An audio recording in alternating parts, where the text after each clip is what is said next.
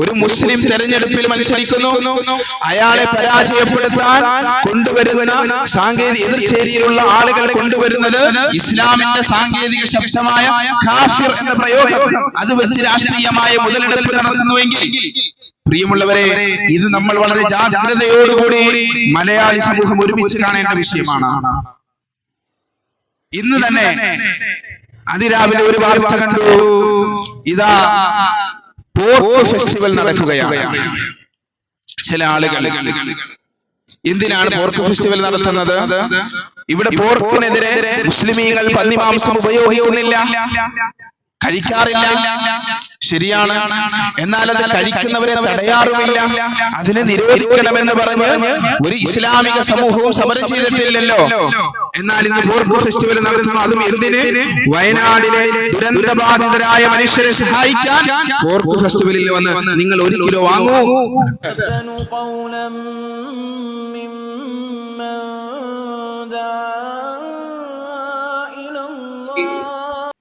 أعوذ بالله من الشيطان الرجيم.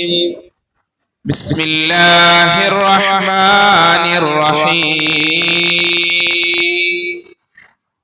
الله ولي الذين آمنوا يخرجهم من الظلمات إلى النور والذين كفروا أولياؤهم الطاغوت يخرجونهم من النور إلى الظلمات أولئك أصحاب النار هم فيها خالدون. صدق الله العلي العظيم. പ്രിയമുള്ള സഹോദരങ്ങളെ, സത്യവിശ്വാസികളെ, പരിശുദ്ധമായ ദീനുൽ ഇസ്ലാം പരിശുദ്ധ ഖുർആനിലൂടെ വ്യക്തമാക്കിയിട്ടുള്ള ചില സാങ്കേതികമായ വചനങ്ങൾ, ആ വചനങ്ങൾ കാലം കഴിയും തോറും അതിന് ചില പുതിയ മാനദണ്ഡങ്ങളും പുതിയ വ്യാഖ്യാനങ്ങളും പുതിയ പശ്ചാത്തലങ്ങളും ഒരുങ്ങുന്നു. വിശുദ്ധ ഖുർആൻ പല സ്ഥലത്തും പ്രയോഗിച്ചിട്ടുള്ള ഒരു വാക്കാണ് ഹലാൽ. ആ ഹലാൽ എന്ന് പറയുന്ന നിങ്ങൾ അനുഗ്രഹീതമായതും പരിശുദ്ധമായതും കഴിക്കുവിൻ എന്ന് പറയാൻ കൊണ്ടുവന്ന വാക്കാണ് ഹലാൽ. ആ വാക്ക് ഇന്നത്തെ നമ്മുടെ ഒരു സാമൂഹിക സാഹചര്യത്തിൽ അതിന് എന്തെല്ലാം അർത്ഥങ്ങളാണ് കൽപ്പിക്കപ്പെട്ടത്? മറ്റൊരു വാക്കാണ് ജിഹാദ് എന്ന് പറയുന്നത്. ജിഹാദ് എന്ന് പറയുന്ന വാക്ക് പരിശുദ്ധമായ ഖുർആൻ പറഞ്ഞിരിക്കുന്നത് ധർമ്മസമരത്തിനാണ്. ഭൂമിയിൽ ധർമ്മം സ്ഥാപിക്കാൻ വേണ്ടി ഒരു രാഷ്ട്രം നടത്തുന്ന ചെറുത്തുനിൽപ്പിനെയാണ് ജിഹാദ് എന്ന് പറയുന്നത്.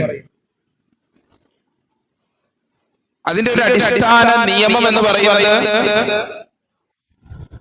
എല്ലാവരോടും യുദ്ധം ചെയ്യുക എന്നതല്ല. വഖാതിലുല്ലദീന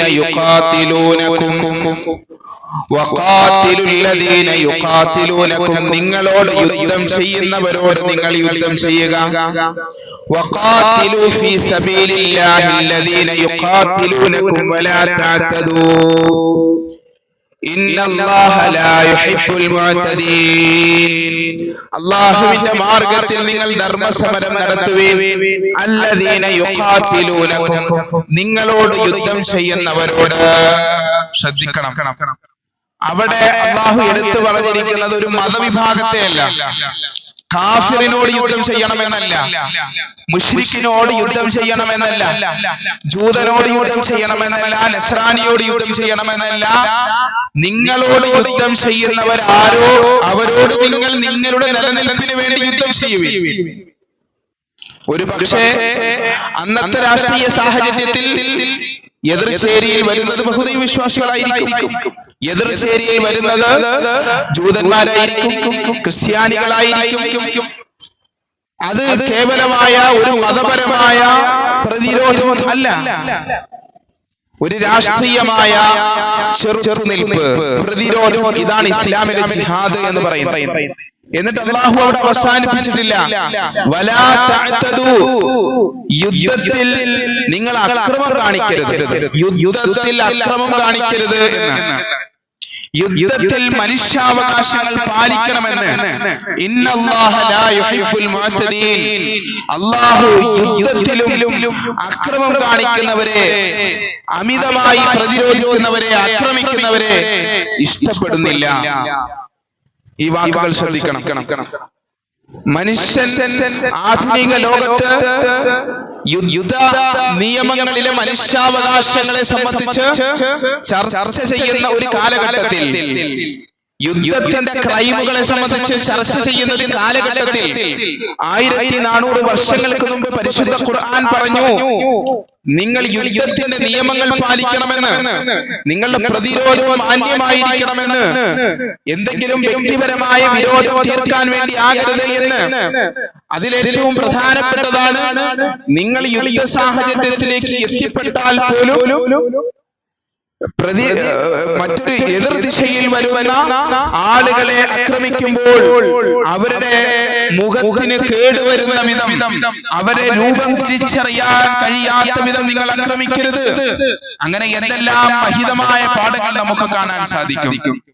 വിശുദ്ധ ഇസ്ലാമിലെ ജിഹാദിനെ സംബന്ധിച്ച് നമ്മൾ പരിശോധിച്ചു കഴിഞ്ഞാൽ, ലോകത്ത് ആധുനിക മനുഷ്യർക്ക് പോലും അഭിപ്രായ വ്യത്യാസം ഉണ്ടാകാൻ ഇടയില്ലാത്ത വിധം സുവിക്തമാണ് അതിന്റെ അധ്യാപനങ്ങൾ എന്ന് പറയുന്നത്. ഞാൻ പറഞ്ഞു വരുന്നത്, പുതിയ കാലഘട്ടത്തിൽ പരിശുദ്ധ ഖുർആൻ വളരെ മനോഹരമായി പഠിപ്പിക്കപ്പെട്ട പല സാങ്കേതികമായ ശബ്ദങ്ങളും ഇന്ന് തെറ്റിദ്ധരിപ്പിക്കപ്പെടുന്ന ഒരു കാലഘട്ടത്തിലാണ്. അതിലൊന്ന് ഹലാലാണ്, മറ്റൊന്ന് ജിഹാദാണ്. ഇന്നിതാ പുതിയതായി വീണ്ടും ഒരു വാക്ക് ചർച്ചയായിരിക്കുന്നു, അത് കാഫിർ എന്നതാണ്. ഞാൻ അതിന്റെ രാഷ്ട്രീയമായ വാഗ്വാദങ്ങളിലേക്കല്ല പ്രവേശിക്കുന്നത്, അത് നമ്മുടെ ചർച്ചയുമല്ല. കാഫിർ പോസ്റ്റർ എന്ന് പറയുന്ന ഒരു വിവാദം ഇന്ന് പൊട്ടിപ്പുറപ്പെട്ടിരിക്കുന്നു. അതിന്റെ പിന്നിൽ പ്രവർത്തിച്ചത് ആരാണ്, എന്താണ് അവരുടെ ലക്ഷ്യം, ഇതൊന്നും നമ്മുടെ ചർച്ചയല്ല.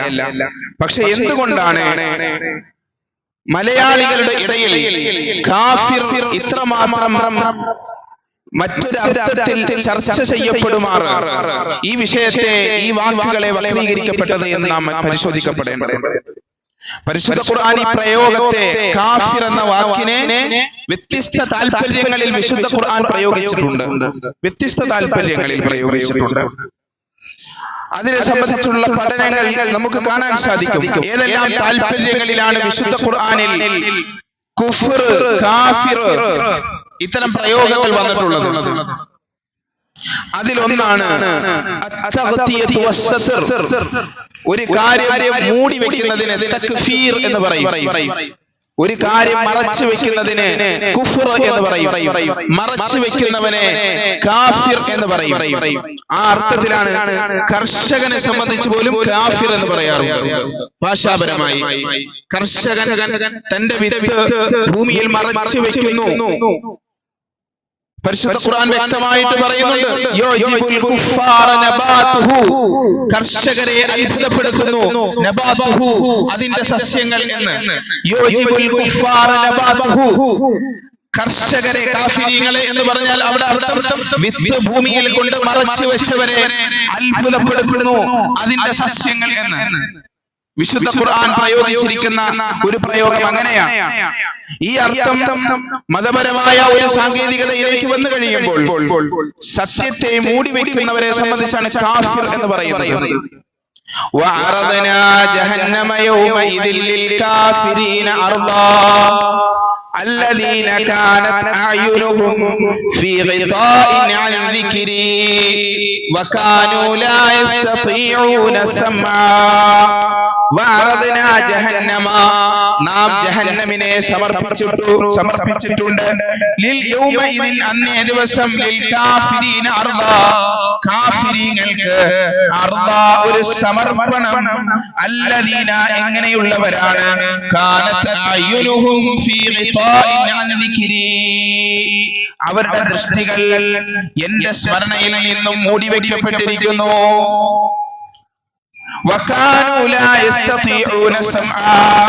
ആ സത്യങ്ങളെ കേൾക്കാൻ കഴിയാത്ത വിധം അവർ അവരുടെ ശ്രവണപുടങ്ങളെ അടച്ചുപിടിക്കുകയും ചെയ്തിരിക്കുന്നു.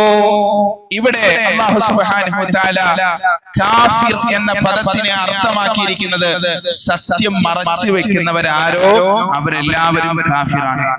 അത് മുസ്ലിമും ഒരു മുസ്ലിം നാമധാരി സത്യം മറച്ചു വെച്ചാലും അയാളും കാഫിറാണ്.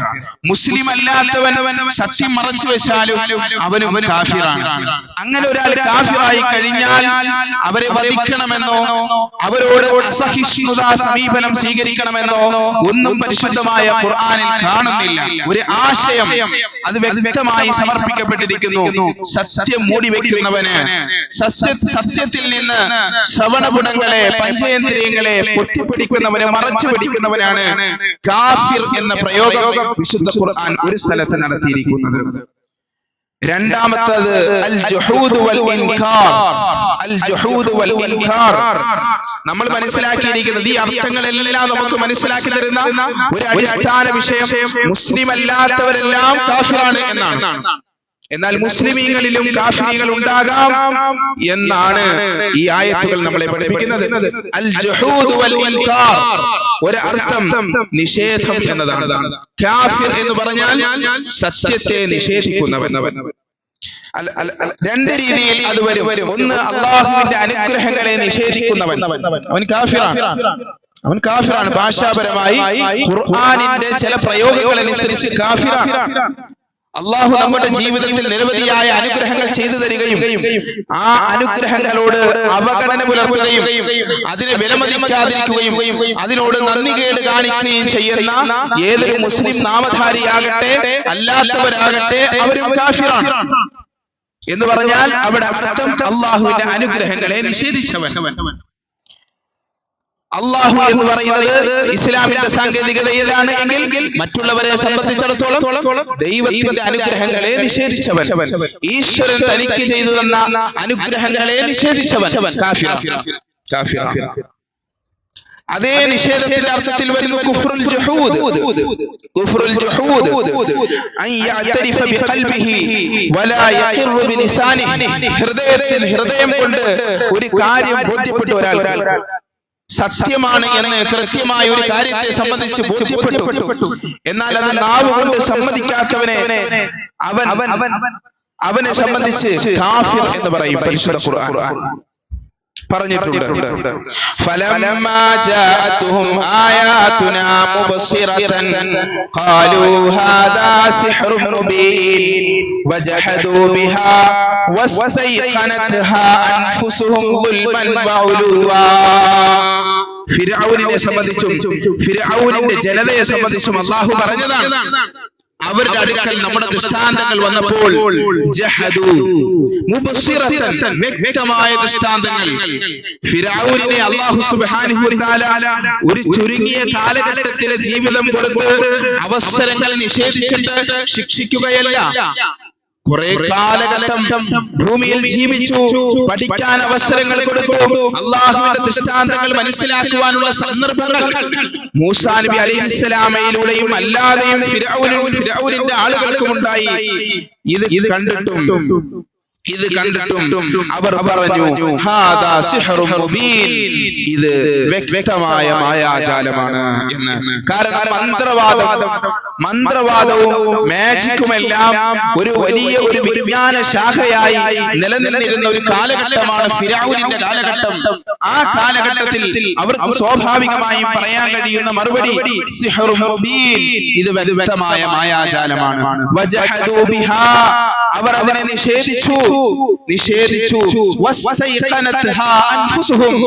എന്നാൽ അവരുടെ മനസ്സുകൾക്ക് ഉറപ്പായിരുന്നു മൂസ പറയുന്നത് സത്യമാണ് എന്ന്.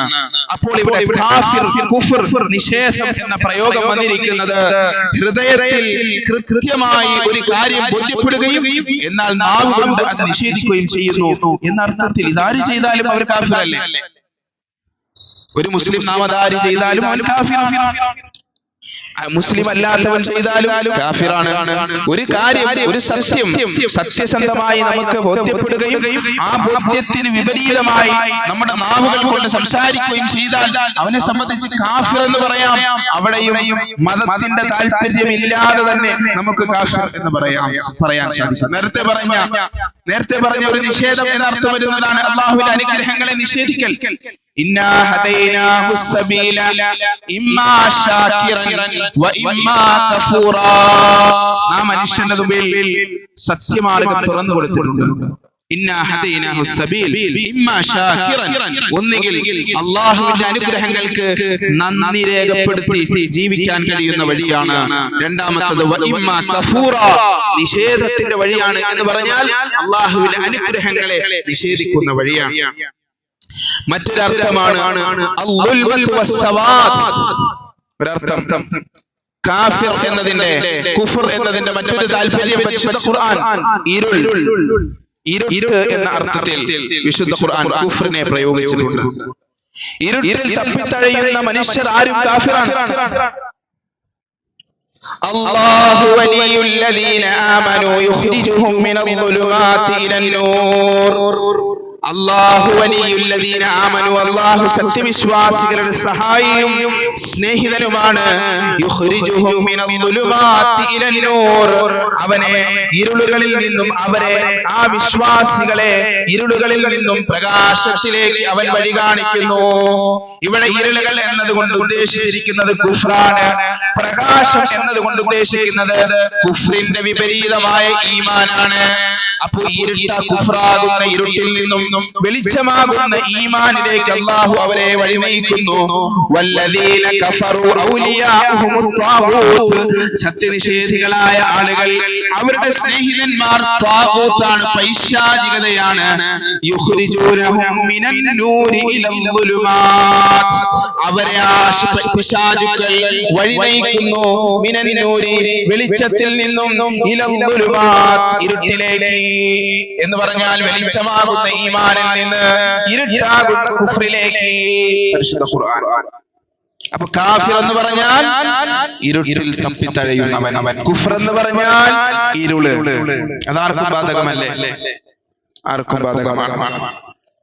ഇനി ഒന്നുണ്ട്, അൽ-ഇസ്യാൻ, അള്ളാഹുവിന്റെ നിയമങ്ങളെ, ദൈവിക നിയമങ്ങൾക്ക് എതിര് പ്രവർത്തിക്കുന്നവരെയും സംബന്ധിച്ചും കാഫിർ എന്ന പ്രയോഗം നമുക്ക് കാണാൻ സാധിക്കും.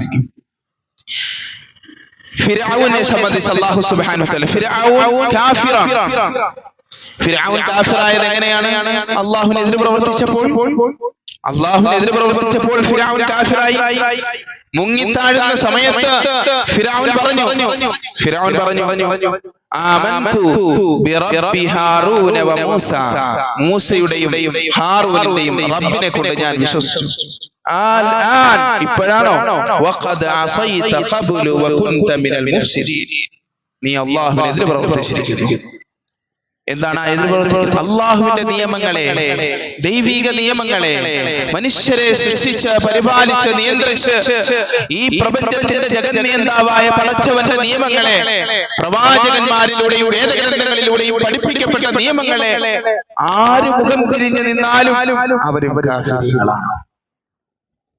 ഇവിടെയൊന്നും തല്ലാനോ വെട്ടാനോ കൊല്ലാനോ ഒന്നും പരിശുദ്ധമായി പറയുന്നില്ല. ഒരു ആശയപരമായ സമർപ്പണമാണ്, ഒരു വ്യക്തമായ ഒരു ആശയം, അത് പരിശുദ്ധ ഖുർആൻ സമർപ്പിക്കുകയാണ് കാഫിർ, കുഫർ എന്ന പ്രയോഗത്തിലൂടെ. മറ്റൊരു അർത്ഥം മരണം. കാഫിർ അവമൻ കാന മൈതൻ ഫഅഹ്യൈനാഹു വജഅൽനാ ലഹു നൂറൻ നംശി ബിഹി ഫിന്നാസ്, മരിച്ചു പോവുകയും പിന്നീട് നാം ജീവിതം നൽകുകയും ചെയ്തവൻ എന്ന് പറഞ്ഞാൽ അവിടെ ഉദ്ദേശിക്കുന്നത് നേരത്തെ വഴികേടിലാവുകയും പിന്നീട്, അതായത് നേരത്തെ കുഫ്രിലാവുകയും പിന്നീട് ഈമാനിലേക്ക് കടന്നു വരികയും ചെയ്തവൻ. വിശുദ്ധ ഖുർആൻ വ്യത്യസ്തമായ താല്പര്യങ്ങളിൽ മറ്റൊരർത്ഥം അഹങ്കാരം എന്നതാണ്. കുഫ്ർ, കാഫിർ എന്ന് പറഞ്ഞാൽ അഹങ്കരിക്കുന്നവൻ, കുഫ്ർ എന്ന് പറഞ്ഞാൽ അഹങ്കാരം. വിശുദ്ധ ഖുർആനിൽ കാണാം وقال الذين لا يرجون لقاءنا لولا أنزل علينا الملائكة أو نرى ربنا لقد استكبروا في أنفسهم നാളെ പരലോകമുണ്ടെന്ന് വിശ്വസിക്കാതിരിക്കുകയും പ്രതീക്ഷിക്കാതിരിക്കുകയും ചെയ്യുന്ന ആളുകൾ ഞങ്ങളുടെ റബ്ബിനെ നേരിട്ട് കണ്ടാലല്ലാതെ ഞങ്ങൾ വിശ്വസിക്കുകയില്ല എന്ന് വാശി പിടിക്കുന്നവർ അവരുടെ മനസ്സാക്ഷികൾ കൊണ്ട് തന്നെ അവർ അഹങ്കാരികളായിരിക്കുന്നു. അപ്പോൾ കുഫ്രിന്റെ ഇവിടുത്തെ താല്പര്യം അഹങ്കാരം എന്നതാണ്. അഹങ്കാരം ആര് കാണിച്ചാലും സത്യത്തോടുള്ള എന്താണ് പ്രവാചകരെ അഹങ്കാരം എന്ന് റസൂലുള്ളാഹി സ്വല്ലല്ലാഹി അലൈഹി വസല്ലം തങ്ങളോട് ചോദിച്ചു. അഹങ്കാരം സത്യം മനസ്സിലായിട്ടും സത്യത്തെ നിഷേധിക്കലും ജനങ്ങളെ വിഡ്ഢികളായി കാണലുമാണ് എന്ന് റസൂലുള്ളാഹി സ്വല്ലല്ലാഹി അലൈഹി വസല്ലം. അങ്ങനെ ചെയ്യുന്ന ആരും അവരും കാഫിറാണ്.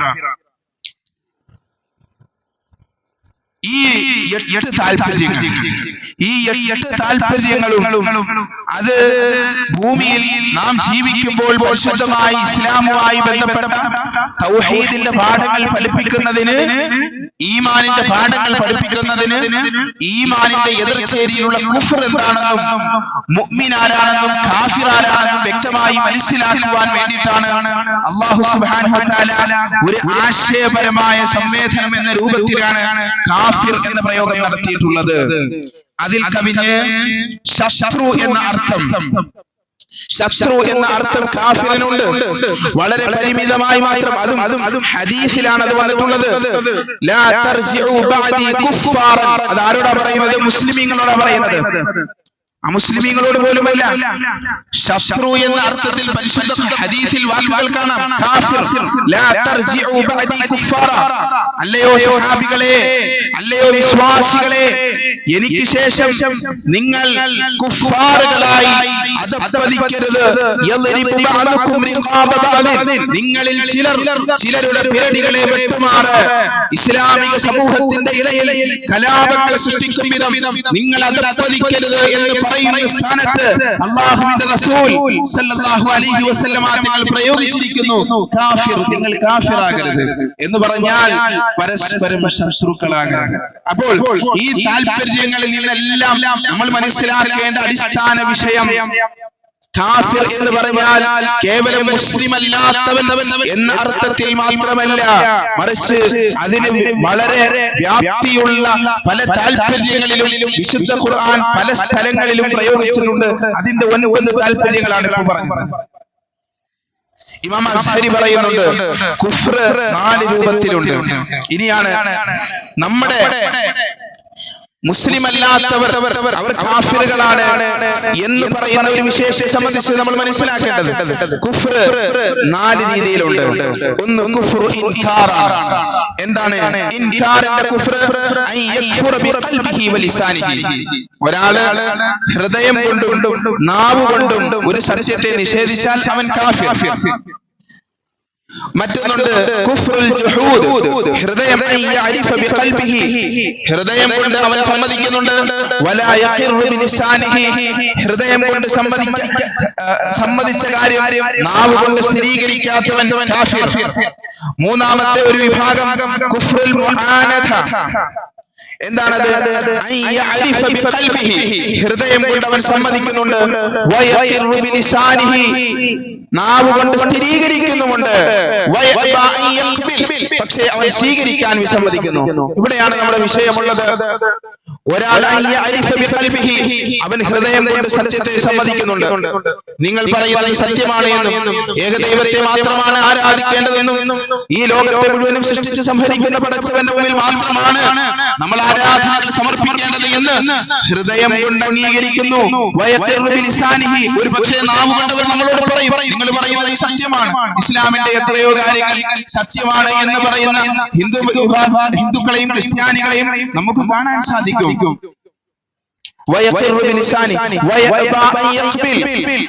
സ്വീകരിക്കാൻ വിസമ്മതിക്കുന്നു.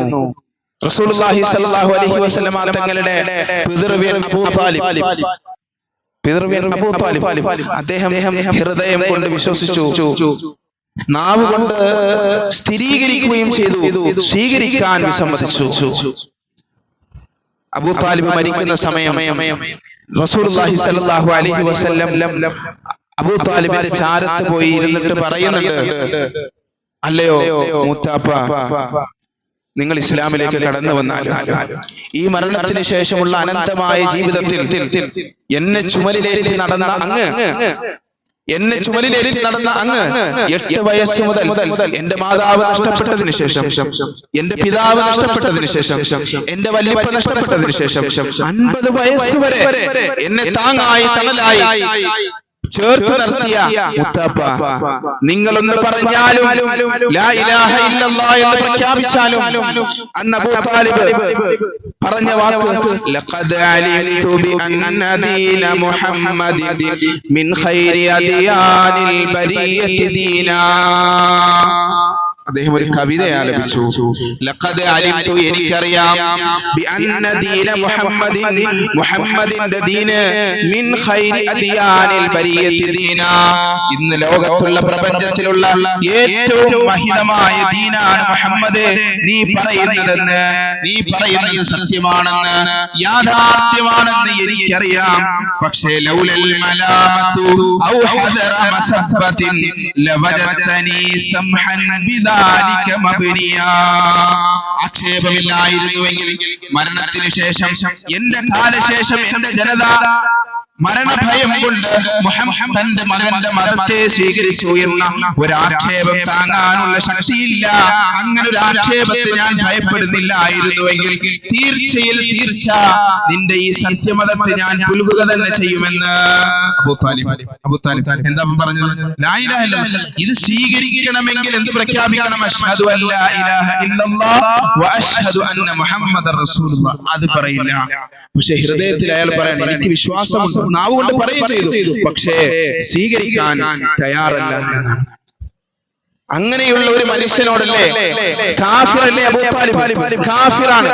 നബി സല്ലല്ലാഹു അലൈഹി വസല്ലം ജീവിതത്തിന്റെ ഏതെങ്കിലും ഘട്ടങ്ങളിൽ കാഫിറായ അബൂ താലിബിനോട് അസഹിഷ്ണുതയുടെ ഏതെങ്കിലും അർത്ഥത്തിലുള്ള സമീപനം സ്വീകരിച്ചോ?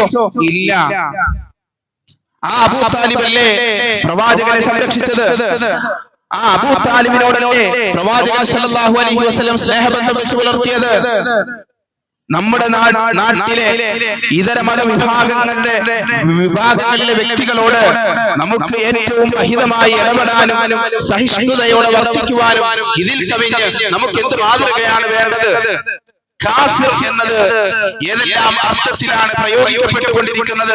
പരിശുദ്ധ ഖുർആനും ഇസ്ലാമിക ചരിത്രവും ഏത് താല്പര്യത്തിലാണ് നമുക്കത് വ്യക്തമാക്കി തരുന്നത് എന്ന് നാം മനസ്സിലാക്കണം. നബി സല്ലല്ലാഹു അലൈഹി വസല്ലം മക്കയിൽ നിന്ന് മദീനയിലേക്ക് ഹിജ്റ ചെയ്യുമ്പോൾ അബ്ദുല്ലാഹി ഇബ്നു അർഖീത്ത് എന്ന് പറയുന്ന ഒരു ഗൈഡാണ് പ്രവാചകനെ മദീനയിൽ എത്തിക്കുന്നത്. പ്രവാചകന്റെ ഹിജ്റയിൽ പ്രവാചകനെ സഹായിച്ച ആളുടെ പേര് അബ്ദുല്ലാഹി ഇബ്നു അർഖീത്ത്. ആ അബ്ദുല്ലാഹി ഇബ്നു അർഖീത്ത് അദ്ദേഹം അന്ന് കാഫിറാണ്. ആ കാഫിറാണ് പ്രവാചകനെ മദീനയിൽ കൊണ്ടെത്തിച്ചത്. അവർ തമ്മിൽ ഉണ്ടായിരുന്ന വിശ്വാസം, സ്നേഹബന്ധം, സൗഹൃദം എന്തിനാണ് കാഫിർ എന്ന അർത്ഥത്തെ ഇത്രമാത്രം തെറ്റിദ്ധരിപ്പിക്കുന്നത്? നാം മനസ്സിലാക്കണം. ഉപരോധത്തിന്റെ 3 വർഷം നബി സല്ലല്ലാഹു അലൈഹി വസല്ലം തങ്ങൾ മക്കയിൽ ഉപരോധിക്കപ്പെടുന്നു. അബൂ താലിബിന്റെ മലഞ്ചെരുവിൽ പച്ചിലകൾ തിന്ന് ജീവിക്കേണ്ടുന്ന ഒരു അവസ്ഥയിലേക്ക് ഖുറൈശി തറവാട് ജനിച്ചു വളർന്ന മുഹമ്മദ് എന്ന് പറയുന്ന ഇത്രയും കുടുംബ പാരമ്പര്യമുള്ള പൈതൃകമുള്ള ഒരു വ്യക്തിത്വം പച്ചിലകൾ തിന്ന് ജീവിക്കുന്ന ഒരു സാഹചര്യത്തിൽ ശത്രുപക്ഷത്ത് നിന്ന് ആരും അറിയാതെ ഭക്ഷണങ്ങളുമായിട്ട് പ്രവാചകനെ സമീപിച്ച ആളുകളുടെ പേര് കാഫിർ എന്നാണ്. ആ കാഫിറുകളുമായിട്ട് നബി സല്ലല്ലാഹു അലൈഹി വസല്ലം തങ്ങൾ സ്നേഹബന്ധം വെച്ച് പുലർത്തിയിട്ടുണ്ട്, സൗഹൃദം വെച്ച് പുലർത്തിയിട്ടുണ്ട്. മക്കയിലും മദീനയിലെ പ്രബല മതവിഭാഗമാണല്ലോ യഹൂദികൾ. നബി സല്ലല്ലാഹു അലൈഹി വസല്ലം തങ്ങൾ മരണപ്പെടുമ്പോൾ ഒരു കാഫിറായ യഹൂദിയുടെ അടുക്കൽ പ്രവാചകന്റെ പണയം വെക്കപ്പെട്ടുവെങ്കിൽ യഹൂദികളുമായിട്ട് പോലും നബി സല്ലല്ലാഹു അലൈഹി വസല്ലം തങ്ങൾ പുലർത്തിയ സാഹോദര്യത്തിന്റെ, സൗഹൃദത്തിന്റെ പാഠങ്ങൾ. പിന്നെ എന്തുകൊണ്ടാണ് നമ്മൾ കാഫിർ എന്ന് പറയുന്ന ഈ വാക്കിനെ ഇത്രമാത്രം തെറ്റിദ്ധരിപ്പിക്കപ്പെടുന്നത്? അപകടം നമ്മൾ മനസ്സിലാക്കണം.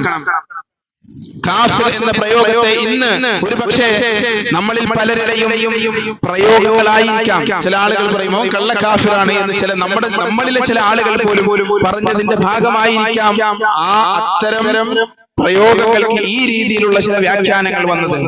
ഒരു മുസ്ലിം തെരഞ്ഞെടുപ്പിൽ മത്സരിക്കുന്നു, അയാളെ പരാജയപ്പെടുത്താൻ കൊണ്ടുവരുന്ന എതിർചേരിയിലുള്ള ആളുകൾ കൊണ്ടുവരുന്നത് ഇസ്ലാമിന്റെ സാങ്കേതിക ശബ്ദമായ കാഫിർ എന്ന പ്രയോഗം. അത് വെച്ച് രാഷ്ട്രീയമായ മുതലെടുപ്പ് നടത്തുന്നുവെങ്കിൽ പ്രിയമുള്ളവരെ, ഇത് നമ്മൾ വളരെ ജാഗ്രതയോടുകൂടി മലയാളി സമൂഹം ഒരുമിച്ച് കാണേണ്ട വിഷയമാണ്. ഇന്ന് തന്നെ അതിരാവിലെ ഒരു വാർത്ത കണ്ടു. ഇതാ പോർക്ക് ഫെസ്റ്റിവൽ നടക്കുകയാണ്. ചില ആളുകൾ എന്തിനാണ് പോർക്ക് ഫെസ്റ്റിവൽ നടത്തുന്നത്? ഇവിടെ പോർക്കിനെതിരെ മുസ്ലിമീങ്ങൾ പന്നിമാംസം ഉപയോഗിക്കുന്നില്ല, കഴിക്കാറില്ല, ശരിയാണ്. എന്നാൽ അത് കഴിക്കുന്നവരെ തടയാറുമില്ല. അതിനെ നിരോധിക്കണമെന്ന് പറഞ്ഞ് ഒരു ഇസ്ലാമിക സമൂഹവും സമരം ചെയ്തിട്ടില്ലല്ലോ. എന്നാൽ ഇന്ന് പോർക്ക് ഫെസ്റ്റിവൽ നടത്തുന്നു. അതും എന്തിന്? വയനാടിലെ ദുരന്തബാധിതരായ മനുഷ്യരെ സഹായിക്കാൻ പോർക്ക് ഫെസ്റ്റിവലിൽ വന്ന് നിങ്ങൾ 1 കിലോ വാങ്ങൂ. ആരാണ്? നമ്മൾ പറയുന്ന വർഗീയവാദികളല്ല. മതേതരത്വത്തിന്റെ മുഖം മൂടിയണിഞ്ഞ് ഈ മലയാളി സമൂഹത്തിന്റെ ഇടയിൽ ശൈതന്യം സൃഷ്ടിക്കുവാൻ, വർഗീയമായ ധ്രുവീകരണത്തിലൂടെ മുതലെടുപ്പ് നടത്തുവാൻ ശ്രമിക്കുന്നവർ ആരാണ്? മാഷാ അല്ലാഹ് എന്ന സ്റ്റിക്കർ ഒട്ടിച്ച് മനുഷ്യനെ കൊല്ലാൻ വേണ്ടി വാഹനം ഓടിച്ചു പോയത്. ഇങ്ങനെ പരിശുദ്ധമായ ഇസ്ലാമിന്റെ സാങ്കേതികമായ വാക്യങ്ങളെ തെറ്റായ അർത്ഥത്തിലും അതിന് ഉചിതമല്ലാത്ത പശ്ചാത്തലങ്ങളിലും ഉപയോഗിച്ചുകൊണ്ട് രാഷ്ട്രീയമായ മുതലെടുപ്പ് നടത്തുന്ന ഒരു സാഹചര്യം ഇത് നമ്മൾ വളരെ ജാഗ്രതയോടുകൂടി കാണണം. കാഫിർ എന്ന പ്രയോഗം അത് നമ്മൾ നേരത്തെ പറഞ്ഞു ഇസ്ലാമിന്റെ ജിഹാദുമായി ബന്ധപ്പെട്ട സമീപനത്തിൽ പോലും കാഫിരീങ്ങളെ വധിക്കുക എന്നല്ല, നിങ്ങളോട് പോരാടുന്നവരാരോ അത് നിങ്ങളുടെ രാഷ്ട്രീയമായ നിലനിൽപ്പിന്റെ ഭാഗമായി ഏതൊരു രാഷ്ട്രവും സ്വീകരിക്കുന്ന യുദ്ധനയങ്ങളുടെ ഭാഗമായിട്ടുള്ള കേവലമായ പ്രതിരോധം, അതാണ് ജിഹാദ്. അവിടെ ഇത്തരത്തിലുള്ള സാങ്കേതികമായ ശബ്ദങ്ങൾ തെറ്റായി വ്യാഖ്യാനിക്കാൻ എങ്ങനെ സാധിക്കും? വിശുദ്ധ ഖുർആനെ ശരിയായ രൂപത്തിൽ അറിയുകയും പഠിക്കുകയും ചെയ്തവർ, കാരുണ്യം ലോകത്തിന് മുഴുവൻ കാരുണ്യമായി നിയോഗിക്കപ്പെട്ടതാണ് മുഹമ്മദ് റസൂലുള്ളാഹി സ്വല്ലല്ലാഹു അലൈഹി വസല്ലം എന്ന് പഠിപ്പിക്കപ്പെട്ട ദീൻ, പഠിപ്പിക്കപ്പെട്ട ഖുർആൻ. വനുനസ്സിലു മിനൽ ഖുർആനി മാ ഹുവ ശിഫാഉൻ വറഹ്മത്തുൽ ലിൽ മുഅ്മിനീൻ. ഹൃദയത്തിന് ശാന്തിയായി, ലോകത്തിന് കാരുണ്യമായി, വിശ്വാസികൾക്ക് കാരുണ്യമായി അല്ലാഹു അവതരിപ്പിച്ചതാണ് ഈ വേദഗ്രന്ഥം. ആ കാരുണ്യം എന്തെന്ന്, ആ ശാന്തി എന്തെന്ന് പ്രവാചകൻ സല്ലല്ലാഹു അലൈഹി വസല്ലമ തങ്ങളുടെ കാലഘട്ടത്തിലെ ശത്രുപക്ഷത്തുണ്ടായിരുന്നവർക്ക് പോലും അറിയാമായിരുന്നു. അബൂജഹലിനെ പോലെ, അന്ന് അബൂ സുഫിയാനെ പോലെ, അഖ്നസ് ഇബ്നു ശുറൈഖിനെ പോലെയുള്ള ആളുകൾ രാത്രി കാലങ്ങളിൽ നബി സല്ലല്ലാഹു അലൈഹി വസല്ലം മക്കയിൽ നമസ്കരിക്കുമ്പോൾ, പരിശുദ്ധ ഖുർആൻ പാരായണം ചെയ്യുമ്പോൾ രാത്രി കാലങ്ങളിൽ ഒളിച്ചു നിന്ന് ഖുർആൻ കേട്ടത് ഈ ഖുർആൻ ഹൃദയങ്ങൾക്ക് ശാന്തിയാണ്, ജീവിതങ്ങൾക്ക് ആശ്വാസമാണ്, കാരുണ്യമാണ് എന്ന് അന്നത്തെ കാലഘട്ടത്തിലെ ശത്രുപക്ഷത്ത് നിലയുറപ്പിച്ചിരുന്ന ആളുകൾക്ക് പോലും ബോധ്യപ്പെട്ടത് കൊണ്ടാണ് ഊരിപ്പിടിച്ച വാളുമായി കടന്നു വന്ന് സഹോദരിയുടെ ചെവിട്ടടിച്ച ഒരു സഹോദരന്റെ പേര് ഉമർ ഇബ്നുൽ ഖത്താബ് എന്നാണ്. ആ സഹോദരിയുടെ പേര് ഫാത്തിമ എന്നുമാണ്. ആ സഹോദരി പരിശുദ്ധ ഖുർആൻ പാരായണം ചെയ്തപ്പോ അത് സൂറത്തുൽ ത്വാഹ, ത്വാഹ മാ അൻസൽനാ അലൈക്കൽ ഖുർആന ലിതശ്ഖാ, അല്ലയോ പ്രവാചകരെ, നാം ഈ ഗ്രന്ഥത്തെ താങ്കളുടെ മേൽ താങ്കളെ പ്രയാസപ്പെടുത്താൻ അവതരിപ്പിച്ചതല്ലെന്നും ഇത് ലോകത്തിന് കാരുണ്യമാണെന്നും സ്നേഹമാണെന്നും പഠിപ്പിക്കപ്പെടുന്ന അധ്യാപനങ്ങൾ കേട്ട് ആ വാള് താഴെ വെച്ച് അശ്ഹദു അല്ലാ ഇലാഹ ഇല്ലല്ലാഹ് വഅശ്ഹദു അന്ന മുഹമ്മദർ റസൂലുള്ളാഹ് എന്ന മഹിതമായ ഇസ്ലാമിന്റെ ആശയം സ്വീകരിച്ച് ഇസ്ലാമിലേക്ക് കടന്നു വന്ന ആളുടെ പേര് ഉമർ ഇബ്നുൽ ഖത്താബ് എന്നാണ്. വലീദ് ഇബ്നു മുഗീറ ഖുറൈശി പ്രമാണിമാരിലെ ഏറ്റവും ബുദ്ധിമാനായ മനുഷ്യൻ, ഏറ്റവും ബുദ്ധിമാൻ മാത്രമല്ല നിഷ്പക്ഷമായി കാര്യങ്ങൾ കാണുന്നയാൾ. അദ്ദേഹത്തെ പ്രവാചകനുമായിട്ടുള്ള ഒരു ആശയ സംവാദത്തിന് വേണ്ടി വലീദ് ഇബ്നു മുഗീറയെ ആളുകൾ പറഞ്ഞയച്ച് തിരിച്ചു വന്ന ശേഷം വലീദ് ഇബ്നു മുഗീറ അല്ലാഹുവിന്റെ റസൂൽ സല്ലല്ലാഹു അലൈഹി വസല്ലമയുടെ പരിശുദ്ധ ഖുർആൻ കേട്ട ശേഷം പറഞ്ഞു, ഇന്ന ലിഖൗലിഹി അല്ലദീ യഖൂലു ഹലാവ, ഈ പ്രവാചകൻ മുഹമ്മദ് സല്ലല്ലാഹു അലൈഹി വസല്ലം തങ്ങൾ പറഞ്ഞു വരുന്ന ഈ വാക്കുകൾ നമ്മൾ ഇന്ന് വരെ കേട്ട വാക്കുകൾ പോലെയല്ല, ഗദ്യമോ പദ്യമോ രീതിയിലുള്ള മനുഷ്യ നിർമ്മിതമായ വചനങ്ങൾ പോലെയല്ല.